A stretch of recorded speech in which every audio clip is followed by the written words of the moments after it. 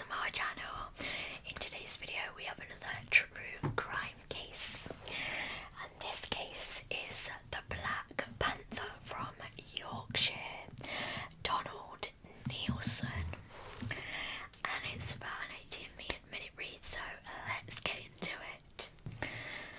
The monster that stole for years before his greed turned him into a monster who kidnapped and murdered a 17-year-old because of her family's wealth.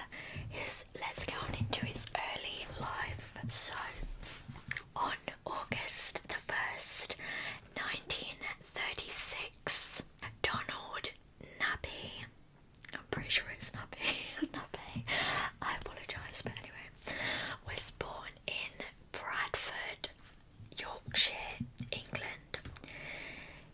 He's said to have an unhappy childhood, left to fend for himself at age 10 when his mother passed from breast cancer. 2 years after her death, he was caught for his first crime, shop breaking, the act of breaking into a shop.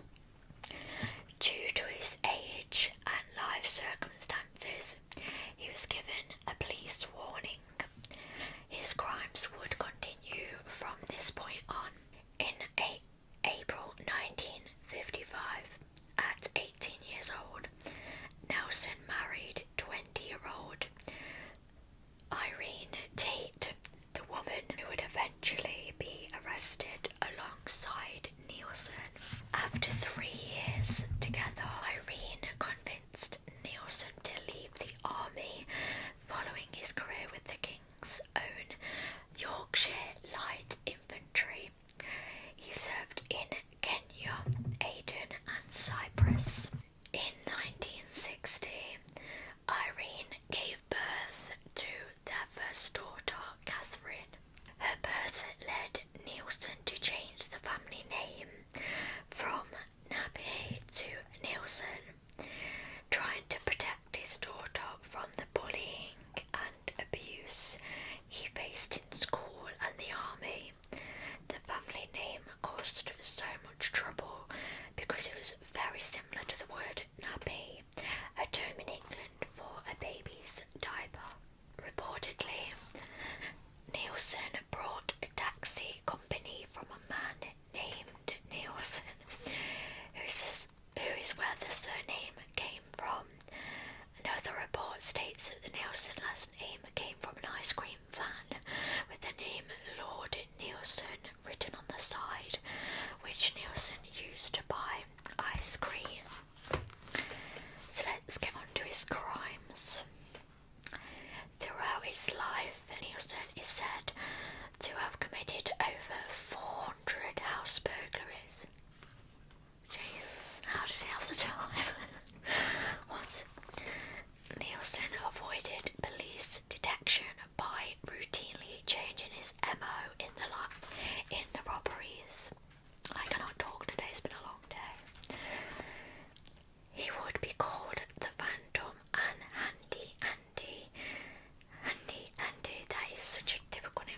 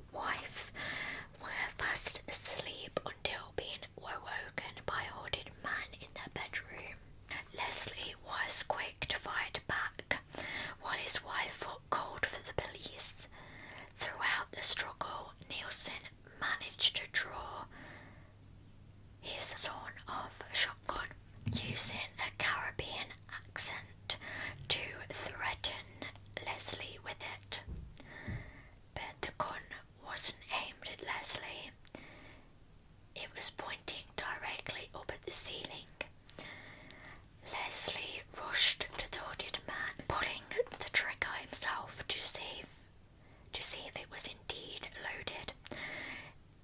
It was, and left 2 holes blasted in the ceiling. The fight continued, with Lesley finally getting the hood from the man's face. In a bid to escape, Neilson stomped on Lesley's foot, breaking several toes before kneeing him in the groin. It provided him with the opening he needed to escape, but the fight stopped Neilson from stealing a thin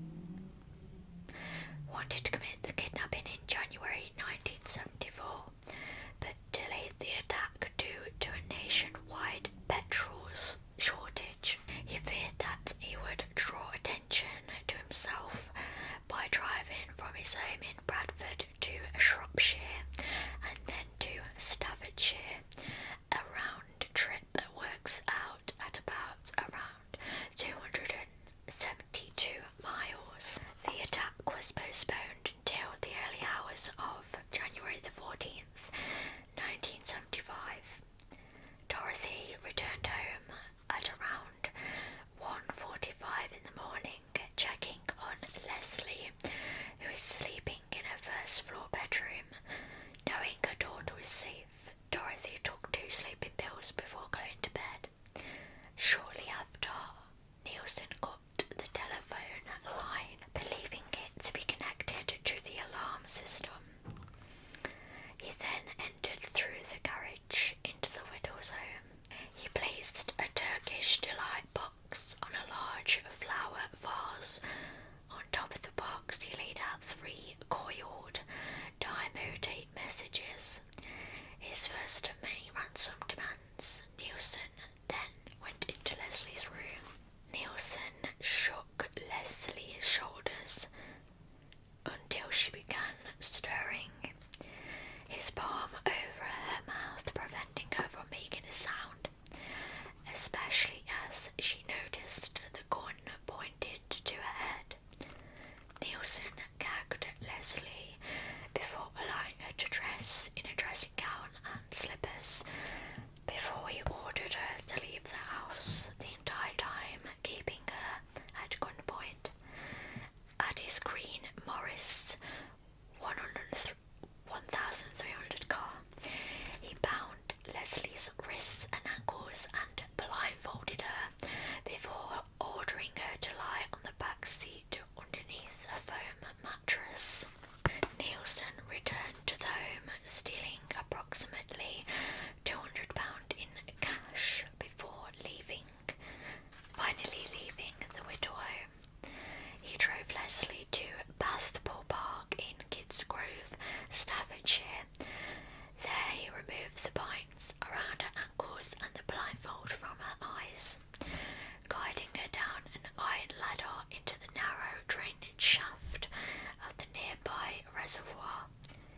He kept moving Lesley until they reached a narrow ledge, 54 feet, 16 metres beneath the ground, leaving Lesley on a ledge just 60 centimetres in width.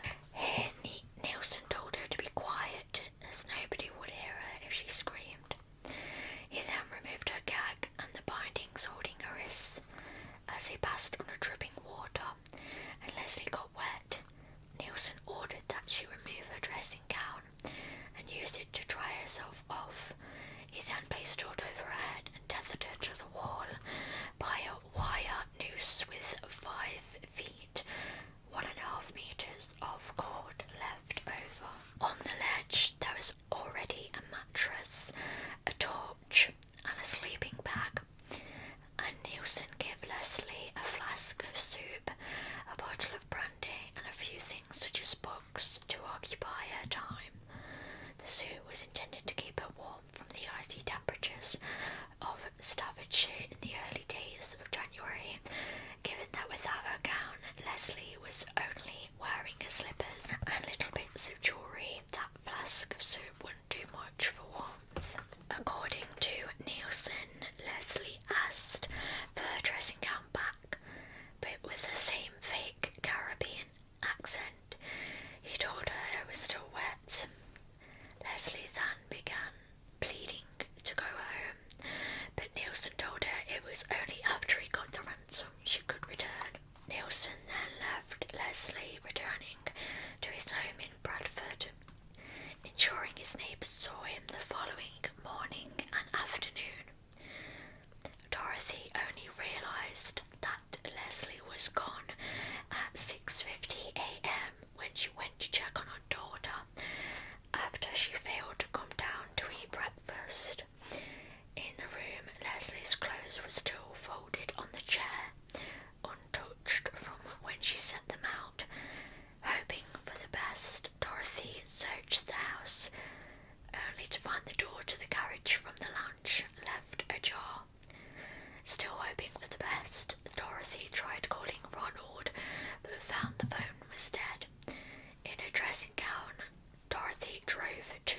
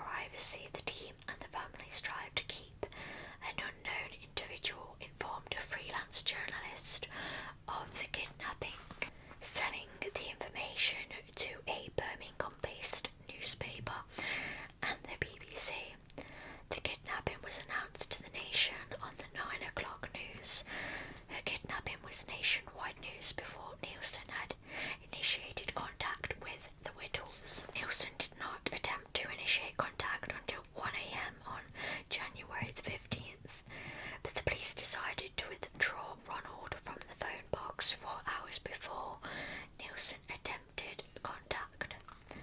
That same day, Neilson returned to Bathpool Park, ordering Lesley to recite a message he had penned into a tape recorder. Lesley pleaded but confirmed she was being taken care of before conveying the instructions. Lesley told her family that to save her life, Neilson was to travel to find further instructions on how to deliver the money. Neilson has further time-o-date messages discreetly hidden in several phone boxes across the West Midlands. On the evening of January the 15th, Neilson drove to a car park near Dudley Zoo, planning on leaving a section of his instructions for Ronald in a phone box nearby. He surveyed the area, but the 44-year-old security guard, Gerald Smith, had caught Neilson loitering in the area, getting too close to a perimeter fence. Gerald became suspicious of Neilson and confronted him before he went to his depot to contact the police. As he was walking away, Neilson shot him 6 times with a handgun, most of the bullets hitting Gerald in the back. Neilson fled on foot, leaving behind his green Morris 1300 and all the evidence inside it. Gerald died from complications of his injuries 14 months later. He described his attacker to the police as having a local dialect. 6 spent cartridges were recovered from the scene and were ballistically tested at a Nottingham-based laboratory. The results found the firearm that shot the bullets was one of the 2 guns used in the murder of Derek Aston. It was discovered that the Black Panther had taken Lesley, the criminal that the police had been hunting for 10 years. On January the 16th, at 11:45 p.m, Neilson successfully initiated telephone contact with Lesley's family. He played the 89-second tape recording of Lesley. The instructions she was forced to give them instructed a family member to drive the ransom money to a specific phone box in Kids Grove, where they would retrieve a second message concealed behind the backboard. The following day, Ronald left Bridgnorth Police Station with a discreet booking device beneath his suit at 1:30 a.m, followed by several unmarked police cars. Ronald was unfamiliar with Kids Grove and became lost twice, only arriving at the telephone box at 3 a.m. It took a further 30 minutes before Ronald found the time-o-date message, which directed him to Bathpool Park. Ronald was instructed to drive up a boathouse road, then turn right into a public footpath and drive until a no-entry service area. Ronald then had to drive past a wall and flash his headlights. There would be a torch signal in the woods which would have instructions stuck to it. Ronald arrived at Bathpool Park as instructed, turning into the service area, but in the dark he couldn't see the low wall at the edge of the railway bridge. Ronald went until the end of the land, flashing his headlights repeatedly before exiting the car. He began screaming into the woodlands, unable to see the flashlight signal. He drove up and down the road for approximately an hour without ever getting a response. Ronald reluctantly left the area and met with investigators at a pre-arranged meeting spot. West Mercia police officers blamed Staffordshire police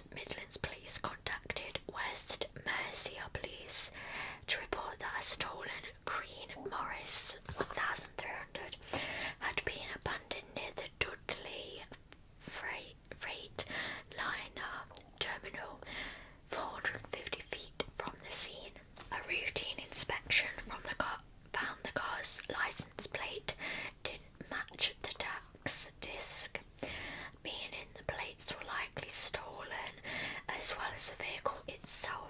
Morris' 1,300 car was reported stolen from West Bromwich 3 months before Gerald was shot. Inside the car boot, a cassette tape containing a female voice that investigators determined was Lesley Whittle was found. It was a ransom message from the failed ransom collection on January the 15th. On the tape, Lesley asked for the cooperation from her family with her kidnapper, and she gave them instructions to drive from the M6 north to junction 10 and then to the A454 towards Walsall to a telephone booth where instructions had been concealed. Other things found were 4 envelopes detailing the route to the ransom carrier was supposed to take on January the 15th. A microphone, a gun, several heavy-duty plastic sheets, and several other items connected to Lesley's kidnapping. The police took sections of hair from the back seat of the car, which was later proven to be Lesley's, confirming the vehicle had been used in her kidnapping. Forensic testing on the gun recovered in the boot was found to have been used in the murders of all 3 postmasters during 1974. All the contents were discovered officially linked Lesley's kidnapping to the person known as the Black Panther. Ronald Whittle and Detective Chief Superintendent Booth staged a television appeal on March the 5th. They maintained that this was the first time the police were involved. During the interview, Ronald seemingly revealed his aborted ransom delivery attempt on January the 17th. Booth acted irate and terminated the interview. It didn't rouse a response from Neilson. The following day, the headmaster of a local primary school contacted the detectives to state that several weeks ago 2 schoolboys had handed him a lantern-style torch they had discovered wedged in the grills at a locally known spot called Glory Hole. The location was one of the capped ventilation shafts of the old Harecastle tunnel within Bathpool Park. The headmaster didn't realise the discovery was connected to Lesley's kidnapping until the interview aired. One of the schoolboys had read a note written on dymo tape stuck to the torch, but over the weeks he had lost the note. Another boy, 11 years old, contacted the police and revealed he had discovered a section of a red dymo tape close to the same ventilation shaft in mid-January. He kept the note and handed it over to the investigators, which warranted a thorough inspection of the drainage and ventilation systems beneath Bathpool Park's grounds. The note, partly read, dropped the suitcase into a hole, likely the final stage of the ransom drop's instructions. Now getting on to the discovery of Lesley Whittle. On March the 6th, 1975, the police began their second thorough search of Bathpool Park with the aid of search dogs. The team began at the drainage shaft, where the boys discovered the kidnapper's torch. A detective constable found a dymo tape machine and a section of dyno tape within the railings.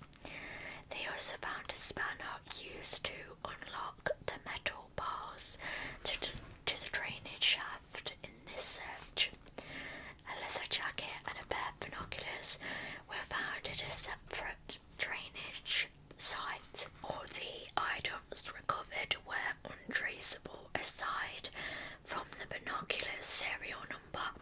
The number was traced to a shop, but the lead stopped there because the purchaser had used a false name and given a false address. An inspection of a second shaft within the park revealed nothing. It was during the search of the third shaft, the deepest of the 3, and had once been used as an air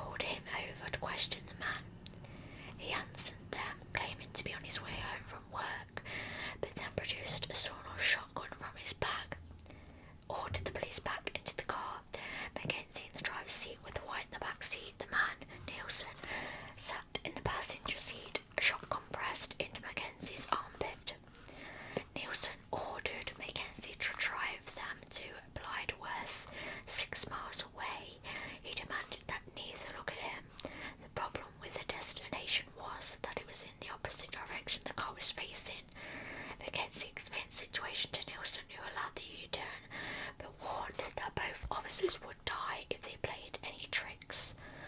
While driving along South Well Road, Neilson asked if they had any rope, and while White searched, Mackenzie reached a junction in the road. He violently turned the wheel left and right, asking which way to go, making Neilson look at the road.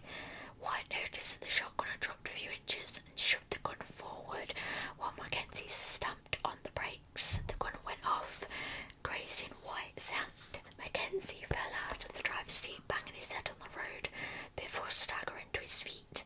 He ran towards the nearby fish and chip shop, screaming for help. Two men, Roy Morris and Keith Wood, rushed from the queue outside and went to help overpower Neilson.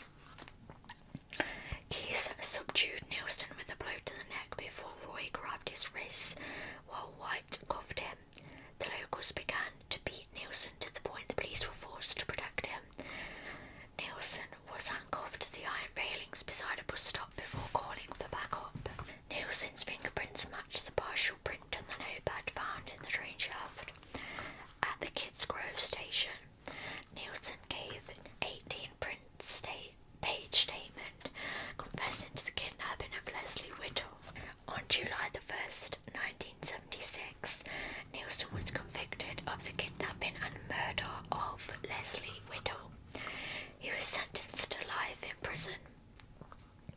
3 weeks later, he was convicted of the murders of Donald Skepper, Derek Gaston and Sidney Grayland. He was sentenced to a total of 5 life sentences for his crimes related to these attacks. The judge, Mr. Justice Mars Jones, also gave Neilson a further 61 years. Those 61 years broken down were 21 for kidnapping Lesley Whittle, 10 years for blackmailing her mother, and 3 sentences, totaling 32 burglary charges, and for possessing the sawed-off shotgun with intent to endanger life. All the sentences were to run concurrently. Neilson was found also guilty of the lesser charge of inflicting grievous bodily harm to Margaret Grayland. At the time of trial, Gerald Smith was still alive, and the charge of attempted murder was not pursued due to legal complications. I don't know why that is. In the early hours of 17th of December 2011, Neilson was taken from Norwich Prison to Norfolk and Norwich University Hospital with breathing difficulties. He was pronounced dead the next day. Irene Neilson, the wife of Donald Neilson, became worried when her husband failed to return home from his arrest in Mansfield. Irene burned around 50 postal orders in their coal fire, destroying evidence as quickly as she could. Her attempts didn't work. When police arrived to search the home, they noticed the charred remains in the chimney. Irene was later convicted of cashing over 80 stolen postal orders that came from the 18 post office burglary. She claimed that Neilson forced her into cashing the checks. She was sentenced to 12 months in prison but only served 8 before being released on good behaviour. She later argued that had she not been Neilson's wife, she wouldn't have been jailed. She claimed that everyone was out for